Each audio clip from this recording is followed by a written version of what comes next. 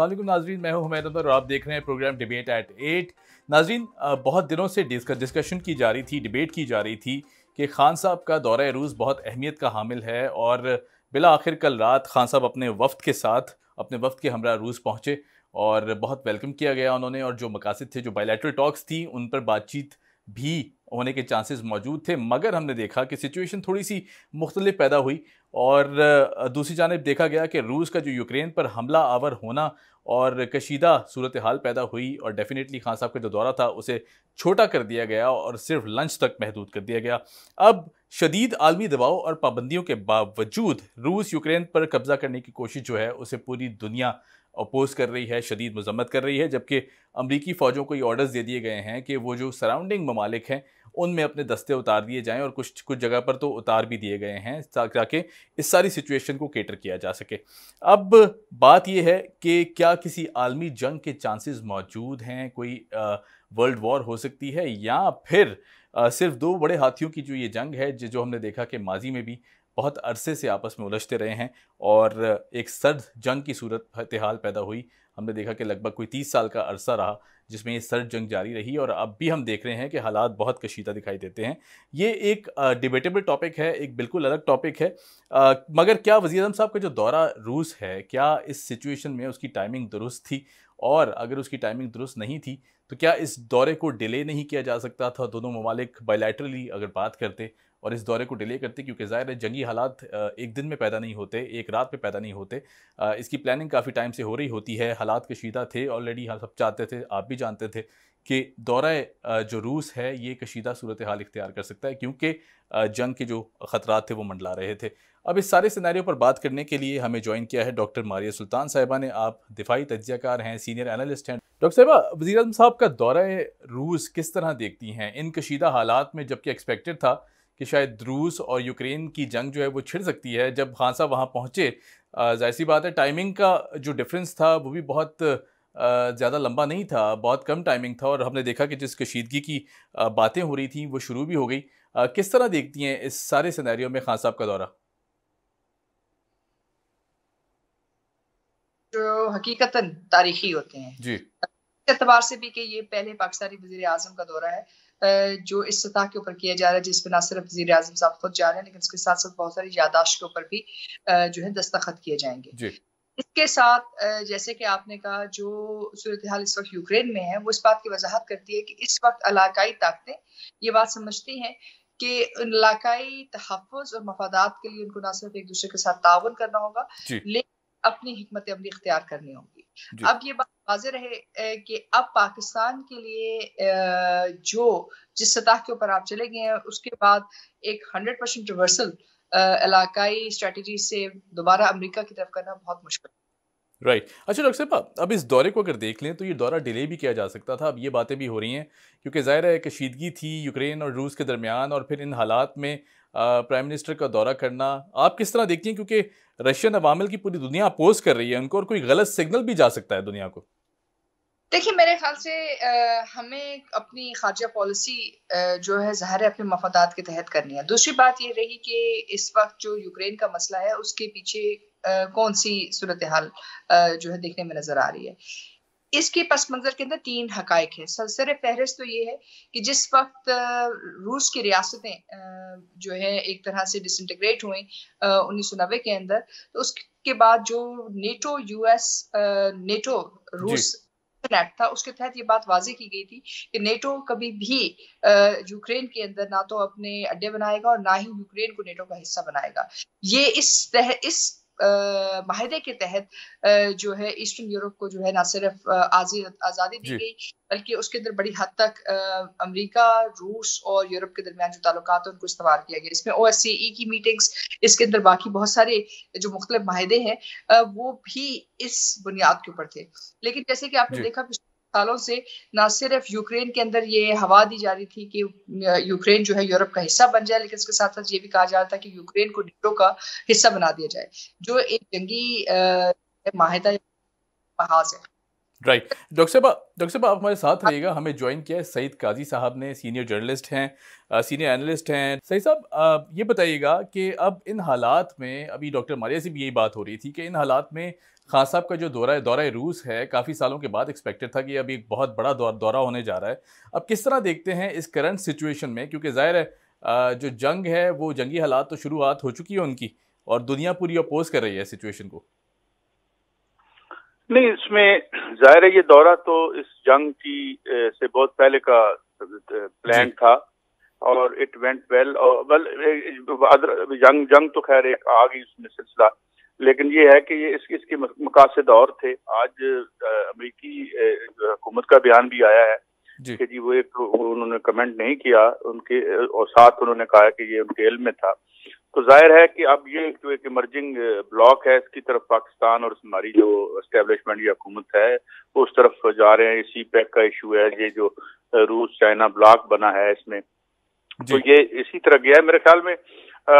ये वाज़ेह तौर इस पर इस हवाले से कोई ज्यादा बात जो हो रहा है यहाँ पे, जिस तरह डॉक्टर साहब ने फरमाया, ये हम देखते हैं कि इसमें इस जंग की बुनियादी वजह नेटो बनी है, और वो जो एक्सपेंशनिज्म है उनका बना है। एक तरफ तो वो लागर बड़ा हो गया अमेरिका, और दूसरी तरफ वो उसकी पॉलिसीज भी वही हैं, तो वो रिटेलिएशन आई है। तो हम तो गए हैं अपनी पाइपलाइन के लिए गए हैं, और मुमकिन है दोबारा से हमारा मुआहदा कुछ स्टील मिल के हवाले से भी हो जाए, पहले भी वो हमें ऑफर कर चुके हैं जी। तो मेरे ख्याल में ये एक नाकाबिल रेस्ट सूरत हाल है, मगर दौरा तय था, होना था, और इसमें कोई हर्ज नहीं है, हमें जाना चाहिए। और साथ हमने ये बयान भी दे दिया है कि हम इसमें इस जंग में किसी की कोई यानी नहीं, किसी ब्लॉक की तरफ हमारी टिल्ट, हमारे बाहमी जो ताल्लुकात हैं यहाँ भी हैं और बाहर दूसरी दुनिया से भी हैं। सही काजी साहब, अब जाहिर है अगर रूस ये प्लान कर रहा था, और जाहिर सी बात है जंग के हालात भी पैदा हुए थे, काफ़ी टाइम से ये एक्सपेक्टेड भी था कि जंग के हालात जो हैं वो पैदा हो सकते हैं, और ये कशीदगी जो थी ये बढ़ती जा रही थी। हमने देखा कि अमेरिका की जानिब से भी जो फौजी दस्ते थे वो आसपास के ममालिक में उतारे जा चुके थे। अब क्या ऐसी सिचुएशन में ये दौरा डिले नहीं कर देना चाहिए था खान साहब का? मेरा नहीं ख्याल, मैं समझता हूँ कि हमें जाना चाहिए था। और दूसरी वजह यह कि ये मैं ब्लॉक तब्दीली की बात नहीं कर रहा, मैं इमर्जिंग ब्लॉक की बात कर रहा था, जिसे आप इग्नोर नहीं कर सकते। नंबर एक। नंबर टू, अगर आप गौर करें तो जो हम जाके शुरू से अमेरिका की झोली में बैठे हैं, आज हम देखें, अगर आप इस मुल्क को देखें तो हमने क्या लूज नहीं किया। अफगान वार जो हमने उनकी माँ पे की, उसकी वजह से हमारा बेड़ा गर्क हो गया। यहाँ हेरोइन कल्चर, क्लाशनिकोव कल्चर, और फिर उसके बाद इंतहाई करप्ट जो पॉलिटिशियंस की एक क्राफ्ट जो तैयार हुई उस जमाने में, जो अभी आज तक हमारे ऊपर मुसल्लत है। 130 अरब रुपए का डॉलर का जो हमारे ऊपर कर्जा है, एक एक पैनी के लिए हम बैगिंग बाउल लेके फिरे हैं। तो ये अमेरिकन ब्लॉक के जो हमें तोहफे मिले हैं, अगर आप देखें तो वो इतने लीथल हैं कि और हमारे साथ क्या हो सकता है जी। आप कभी हम सऊदी अरब से पैसे मांगते हैं, कभी इधर से मांगते हैं, कभी इस्लामिक बैंक से हमने कुछ पैसे लिए हैं, कर्जों से हम अपना मेंटेन कर रहे हैं जो हमारे जो फॉरेन एक्सचेंज रिजर्व्स हैं। तो ये जो अमेरिकन मॉडल था जी, वो तो बड़ा लीथल रहा। हमारा डेवलपमेंटल सेक्टर देख ले आप, हमारा इंफ्रास्ट्रक्चर देख लें आप, हमारी हाउसिंग देख ले कहाँ खड़ी है। और दुनिया में हमारी, हम ठीक है न्यूक्लियर पावर हैं, लेकिन क्या है हमारी स्टैंडिंग इकोनॉमिक में, हमारी क्या हुआ।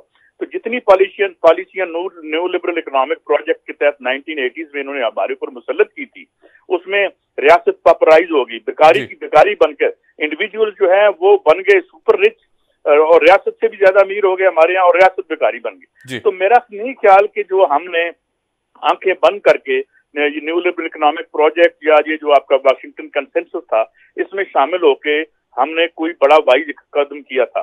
और आज हम जिस क्वैगमायर में है, जिस दलदल में है, इससे अगर हमें निकलना है, इसका मतलब ये नहीं कि हम जाके वाशिंगटन पे खुदा न खास्ता हमला कर देंगे। हम जो है वो अपने मफादात का तहफ़्फ़ुज़ कैसे कर सकते हैं। हम जो विशेष सर्कल है इसका, कर्जे का जो दलदल है, इससे हम अपने आप को बाहर कैसे निकालें। तो मेरे ख्याल में अभी ऐसी कोई सोच नहीं है ना इमरान खान साहब में, मुझे लग रही है, माफी चाहता हूँ, लेकिन ये चीजें हैं वो सोचने वाली। और ये कहना कि अमेरिका हमें छोड़ के चला जाएगा तो हमारा क्या। अमेरिका के आने से पहले 1996 में सबसे ज्यादा तेजी से तरक्की करता हुआ मुल्क अफगानिस्तान था। 1996 की अगर आप फिगर देखें, और जब इनकलाब सौर हुआ था 1986 26 अप्रैल की रात को, उस वक्त 90% अफगानिस्तान में جو جہالت تھی اور لوگ ان پڑھ تھے. 1996 کے فگر دیکھیں جو ہم نے یہ ادھر یہاں پہ جو ہیروئن کے پیسے سے جہاں پہ جو جہاد کروایا گیا تھا, وہ اس کے بعد افغانستان کا کیا اثر ہوا. ہم نے 70,000 لوگ مارے گئے, شہید ہوئے شہری, ہمارے سپاہی شہید ہوئے 5-7 ہزار, اکنامک جو کاسٹ ہم نے دی وہ علیحدہ تھی. تو آئی تھنک ہمیں اپنی جو پالیسیاں ہیں ان کو اپنے مفاد میں استوار کرنا ہے. سر لیکن بات تو یہ بھی کی جاتی ہے نا کہ اب 2 بڑے ہاتھیوں کی جنگ تھی جس میں نقصان پاکستان نے بھی اٹھایا, افغانستان نے بھی اٹھایا, اس پورے خطے نے نقصان اٹھایا. اب چاہے وہ رشیا کی انسرجنسی ہو یا پھر امریکہ کا کاؤنٹر انسرجنسی ہو, ہم نے دیکھا پچھلے لگ بھگ 30 سال سے یہی ہوتا آیا. کبھی رشیا افغانستان پر قابض ہو جاتا ہے تو اس کے بعد امریکہ قابض ہو جاتا ہے, اور پھر اس سارے سیناریوں میں پاکستان کے پاس کوئی آپشنز تو نہیں تھے نا سوائے اس کے کہ امریکہ کے ساتھ کھڑا رہتا.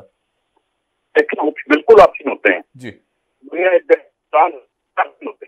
کیونکہ ہم آپریشن جنرل بابر نے جا کے اس سے ریکویسٹ کی کہ جناب یہ بڑا موقع ہے آ جائیں اور یہ اپنا یہاں ہم جہاد شروع کراتے ہیں. ضرورت تھی جا کے افغانستان میں جا کے مداخلت. اور میں ایک آپ کو بات بتاؤں, امریکہ کی مداخلت سے 6 مہینے سوویت یونین کے آنے سے 6-7 مہینے پہلے امریکہ پہنچ چکا تھا. پروووک کر رہا تھا وہاں پہ اس کو آنے کے لیے, ٹریپ کر رہا تھا.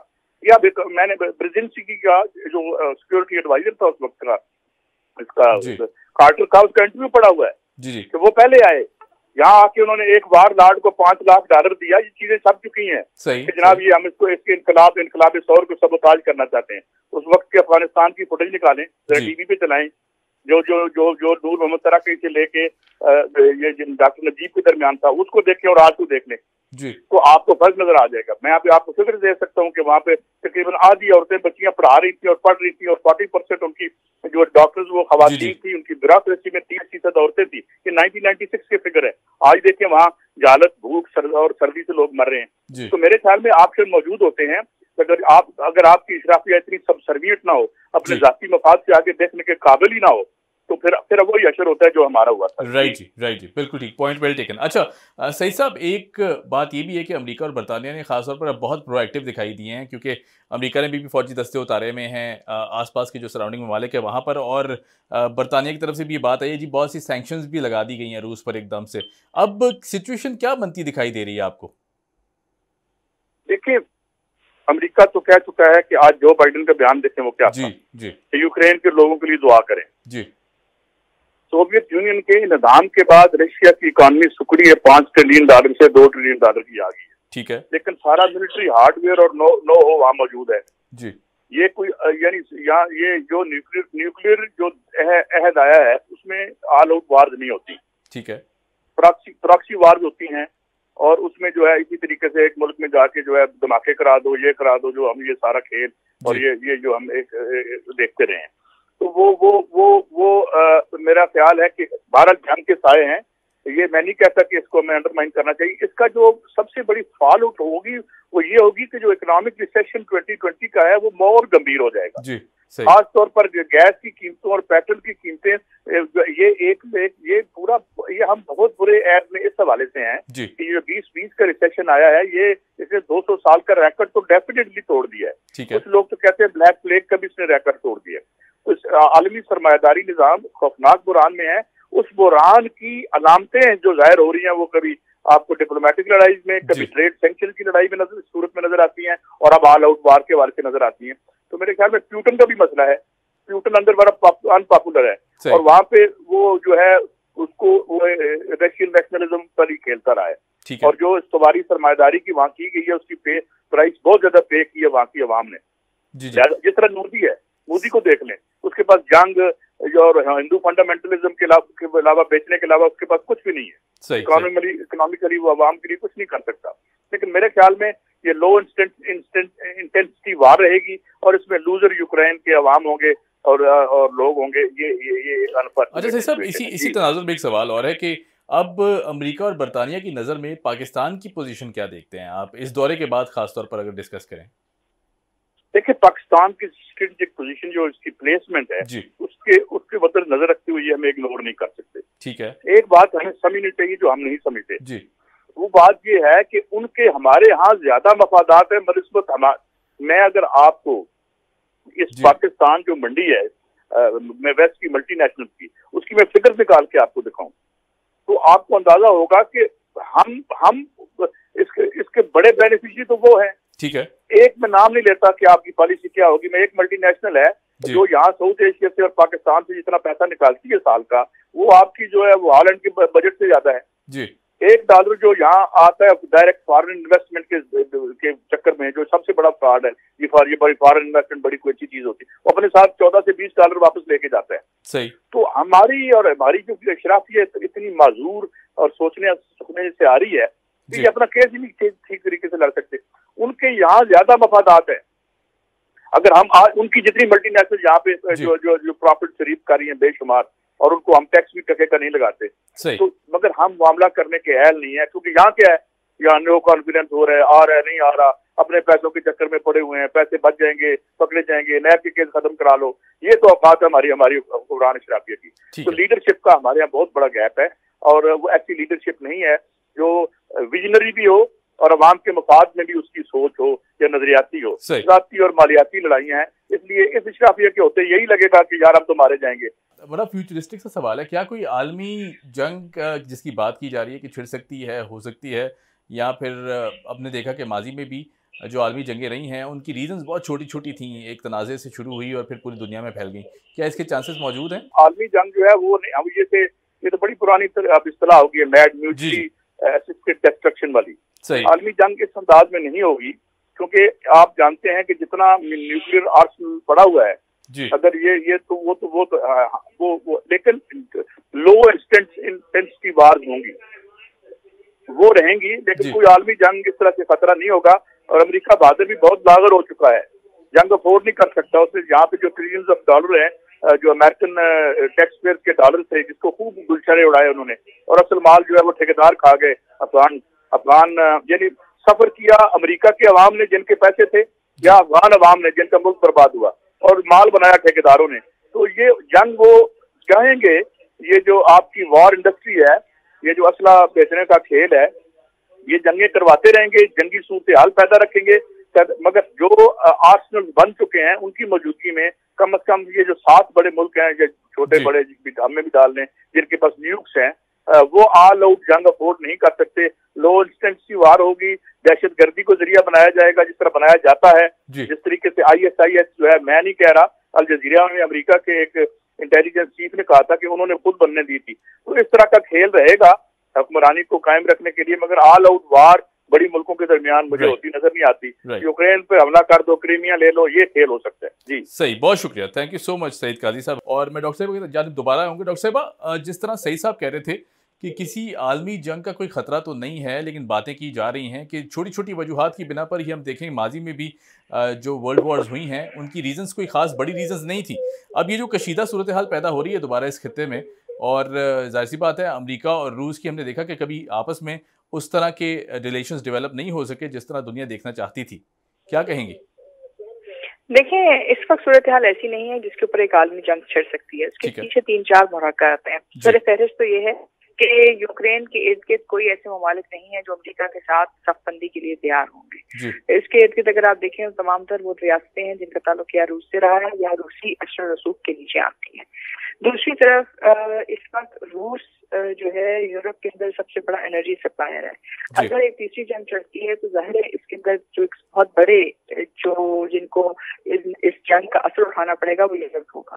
اور تیسری بات یہ ہے کہ اس وقت کے اندر جو تیسری بڑی طاقت ہے وہ چین ہے, اور چین کا جو بیلٹ اینڈ روڈ انیشیٹو ہے اس کا جو ایک آپ کہہ سکتے ہیں مغربی یا شمالی روٹ ہے وہ روس کے اندر سے گزر رہا ہے, روس کے ساتھ منسلک تمام ریاستوں میں. یہ صرف اس بات کی وضاحت کر رہی ہے کہ اس وقت روس چین نے یہ بات واضح کر دیا ہے کہ جو ان کے علاقے کے اثر و رسوخ کے اندر ہے اس کے اوپر وہ نہ نیٹو کی نہ امریکہ کی دراندازی کو برداشت کریں گے, اور وہ اس کے لیے کسی بھی حد تک جا سکتے ہیں. اور اس کے ساتھ ساتھ یہ بات نہیں بولنی چاہیے کہ اس وقت اندرونی طور پہ بھی یوکرین کے اندر جو ہے 2 طرح کے لوگ موجود ہیں. ایک وہ لوگ جو روس کے ساتھ ہیں, اور ایک وہ لوگ جو سمجھتے ہیں کہ یورپ ان کے ساتھ کھڑا ہوگا. لیکن اگر آپ تھوڑے سے مستقبل قریب مطلب ماضی میں جاتے ہیں تو آپ کو جو چیز نظر آتی ہے وہ یہ ہے کہ یوکرین کے معاملے میں جہاں کرائمیا کا مسئلہ تھا, چاہے دوستوف کا مسئلہ تھا, وہاں یورپ نے آ کے یوکرین کی مدد نہیں کی, اور محض اسٹریٹ سے تو جنگ نہیں لڑی جاتی اگر آپ دوسری طرف ایک بہت بڑی علاقائی طاقت کا سامنا کر رہے ہیں. تو بات چیت ضرور ہوگی، سینکشنز بھی شاید لگ سکتی ہیں، لیکن اس سے بڑھ کے عسکری طاقت کا استعمال امریکہ کی طرف سے میرے نہیں خیال سے کہ ممکن ہوگا. رائٹ. اچھا ڈاکٹر صاحب، ہم نے دیکھا کہ یوکرین جس سچویشن سے گزر رہا ہے اب، اس کے پاس آپشنز کیا موجود ہیں یوکرین کے؟ اگر گلوبل سینیریو میں بھی بات کر لیں تو کیا کیا آپشنز موجود ہیں یوکرین کے پاس؟ میرے خیال سے اس وقت یوکرین کے پاس یہی آپشن ہے کہ وہ روس کے ساتھ جو ہے اپنے معاملات کو آگے لے کے جائے اور امن مذاکرات کے ذریعے جو بچا سکتا ہے بچائے، کیونکہ اس وقت یوکرین کی جو لیڈرشپ ہے اور یوکرین کی جو معیشت ہے یا اس کا جو مستقبل ہے وہ روس کے ساتھ منسلک ہے. اگر کیسپین سی کی پورٹ بند ہو جاتی ہے تو یہ ممکن نہیں ہوگا یوکرین کے لیے کہ وہ محض اپنے لوگوں کو کھانا تک پہنچا سکے روس کی مدد کے بغیر. ظاہر ہے نیٹو کی افواج اوپر سے کھانا تو ایئر لفٹ نہیں کریں گے اور نہ ہی ان کی معیشت کو استحکام دیں گے. ہو سکتا ہے کہ انٹرنل ریوولٹ ہو، اور ہو سکتا ہے یوکرین کی جو قیادت ہے ان کو شاید تبدیلی کا سامنا ہو. صحیح. اچھا، اب پاکستان کا سٹانس کیا نظر میں آتا ہے آپ کو؟ کیا سمجھتی ہیں کہ پاکستان کا سٹانس کیا ہونا چاہیے اس ساری سچویشن میں، جہاں ایک طرف امریکہ، ایک طرف سی پیک، اور پھر اس کے بعد جو یہ نیا بلاک اب بنتا جا رہا ہے ٹورڈز رشیا؟ آپ کس طرح دیکھتی ہیں اس سارے سینیریو کو؟ دیکھیں، پاکستان کے پاس تو اس وقت کوئی دو راستے نہیں ہیں. آپ کو علاقائی تعاون کو فروغ دینا ہوگا، کیونکہ اس وقت افغانستان کا مسئلہ بھی وہیں کا وہیں کھڑا ہے، اور اس وقت یہ بات واضح نہیں ہے کہ آپ کے معاشی مستقبل کے اندر آپ کا کیا رول ہوگا. امریکہ کی سربراہی میں جو معیشی راہداریاں بن رہی ہیں، جیسے میں نے پہلے کہا، ہندوستان کو تمام کلیدی حیثیت دے دی گئی ہے اور تمام تر چیزیں اور جو وزن ہے وہ ہندوستان کے ڈال دیا گیا. تو ایسی صورتحال میں ظاہر ہے آپ نے اپنے لوگوں کے معیشی مستقبل کے لیے علاقے کی طرف دیکھنا، اور یہ بھی دیکھنا ہے کہ آپ کے اس علاقے کے اندر بے جا جو انٹرفیئرنس ہے وہ نہ کی جائے. تو اس میں تو میرے خیال سے یہ پرائم منسٹر صاحب بجٹ کے بعد یہ بات واضح ہوگی کہ اب آپ کمیونسٹ بلاک یا جو ہے مشرقی جو بلاک ہے اس کا حصہ بننے جا رہے ہیں. ٹھیک ہے. اچھا، اگر پاکستانی سینیریو کی بات کر لیں، اب ظاہر ہے آپ نے جس طرح بات کیا کہ پاکستان، انفیکٹ سعید صاحب کہہ رہے تھے کہ پاکستان بلاک چینج کرنے کی جو کوششیں کر رہا ہے، وہ ظاہر سی بات ہے یہ دورہ بہت اہمیت کا حامل تھا، پرائم منسٹر صاحب کا روس کا دورہ. اب آپ کو لگتا ہے کہ اس ساری صورتحال میں ابھی جس معاشی صورتحال سے ہم گزر رہے ہیں، پاکستان جس بحران سے گزر رہا ہے، اس میں ہم امریکہ کی ناراضگی یا پھر کسی ایک بلاک کو چھوڑ کے دوسرے بلاک پہ ٹلٹ اینڈ شفٹ کی پالیسی پہ کیا عمل پیرا ہو سکتے ہیں؟ دیکھیے، آپ کو کوشش تو کرنی پڑے گی، کیونکہ اس وقت آپ جیسے میں نے پہلے کہا کہ امریکہ کی طرف سے جو حکمت عملی اس کے اندر وہ سینکشن کا استعمال کرتا ہے، اور اس وقت تقریباً 90% دنیا کے جو ممالک ہیں تو ایک یا دوسری طریقے سے امریکن سینکشن کے نشانے کے اوپر ہیں. اب ایسی صورتحال آپ کا سب سے بڑا مسئلہ یہ کہ آپ تجارت کس کرنسی میں کریں گے. اگر تو آپ یوان میں کرتے ہیں اور آپ دو طرفہ میکینزم اسٹیبلش کر لیتے ہیں علاقائی سطح کے اوپر، تو بڑی حد تک آپ کا معاشی بحران ہینڈل ہو جائے گا. ڈاکٹر صاحب، ایک آخری سوال میں آپ سے کرنا چاہوں گا. اب سی پیک کا معاملہ اگر ڈسکس کر لیں تو ہم نے دیکھا کہ چائنا بھی کچھ خاص خوش نہیں ہے پاکستان سے. پاکستانی پرائم منسٹر کا جو دورہ چین تھا صدر وزیر اعظم صاحب کا، اس میں بھی ہم نے دیکھا کہ اس طرح کی باتیں کی گئی کہ ڈو مور کا کہیں نہ کہیں کوئی مطالبہ ضرور سامنے آیا ہے چائنا کی طرف سے. کیا چائنا واقعی پاکستان سے خوش نہیں ہے، یا پھر سست روی کا جو شکار ہوا ہے سی پیک کا، کیا اس پہ بہت سے اعتراضات اٹھائے گئے ہیں چائنا کی جانب سے؟ دیکھیں، اعتراضات تو ظاہر کی طرف سے اٹھائے گئے، اس میں کوئی ڈھکی چھپی بات نہیں ہے، کیونکہ جو اس کا نیکسٹ فیز تھا وہ انڈسٹریلائزیشن کی طرف تھا. آپ نے ابھی تک اس کے لیے حکمت عملی واضح نہیں کی، آپ نے یہ بات واضح نہیں کی کہ آپ کس طرح اس کو اوپر آگے لے کے جاتے ہیں. سی پیک بیسکلی ایک میکرو پروجیکٹ تھا، آپ اس کو مائکرو سطح کے اوپر لے کے آگے، جہاں آپ اپنی ملک کی سیاسی اور سماجی جو مسائل ہیں ان کا حل ڈھونڈنے جا رہے ہیں، جبکہ اس کا بنیادی مقصد آپ کے معاشی مسائل کا حل تھا. اب ظاہر ہے اس کے اندر جو سست روی ہے وہ آپ کی اپنی قانونی دستاویز کی ہے، جس میں آپ کو اپنی قانونی پالیسیز بنانی ہے کہ آپ کس قسم کی ترجیحات دیں گے اور کیا نہیں کریں گے. جی صحیح. Thank you so much. بہت شکریہ ڈاکٹر صاحبہ. Thank you so much for joining us. اور ڈاکٹر ماریہ سلطان ہمارے ساتھ موجود تھیں. کہتی ہیں کہ سی پیک کا جو منصوبہ تھا چائنا کی طرف سے، ظاہر سی بات ہے بہت سی ریزرویشنز تھیں، وہ اپنی جگہ بالکل ٹھیک بھی ہیں، کیونکہ ظاہر ہے اتنی بڑی انویسٹمنٹ ہے اور پاکستان کی جانب سے بہت پرو ایکٹیو رہنے کی ضرورت ہے، جو کہ میرے خیال سے اب شروع ہو گیا ہے کام اس پہ اور کیا بھی جا رہا ہے. اور یہ ساری ریزرویشنز خان صاحب کے دورے کے بعد ڈسکس بھی کی گئیں کہ انہیں دور کیا جائے گا، جو سست روی کا شکار ہے اسے بھی بہتر کیا جائے گا. اور دوسری جانب ہم نے دیکھا کہ جس طرح امریکی صورتحال اب پیدا ہو رہی ہے، روس کی جانب سے جو دیکھا یوکرین پہ اٹیک ہوا ہے اور امریکہ جس طرح اس پہ بیہیو کر رہا ہے، سینکشنز لگا دی گئی ہیں فوراً رشیا کے اوپر. اور شاید میرے خیال سے ایک موقع کے اور ایک پوائنٹ کی تلاش ہوتی ہے امریکہ کو، جہاں آ کے رشیا کے خلاف اگر کوئی سینکشنز لگانے کی بات کی جاتی ہے تو امریکہ فوراً پرویکٹیولی سامنے آتا ہے. یہ ہم ماضی میں بھی دیکھتے رہے ہیں. افغانستان کی صورتحال سب کے سامنے ہے کہ جس طرح امریکہ اور رشیا آپس میں الجھتے رہے اور یہ کلیشز ہوتے رہے. اب دیکھنا یہ ہے کہ یہ جو صورتحال ہے روس نے یوکرین پر جو اٹیک کیا ہے یہ کون سی صورتحال پیدا کرے گا, کس طرف کس ڈائریکشن میں جاتی ہے عالمی منظرنامہ میں. اور عالمی منظرنامہ میں اگر ڈسکس کریں تو یہ دو بڑے ہاتھیوں کی جنگ ڈیفینیٹلی اب کس کو نقصان پہنچائے گی یہ آنے والا وقت بتائے گا, اور امریکہ کیا اپنی عسکری قوت استعمال کرے گا یا نہیں کرے گا, یہ بھی ایک بہت بڑا سوالیہ نشان ہے.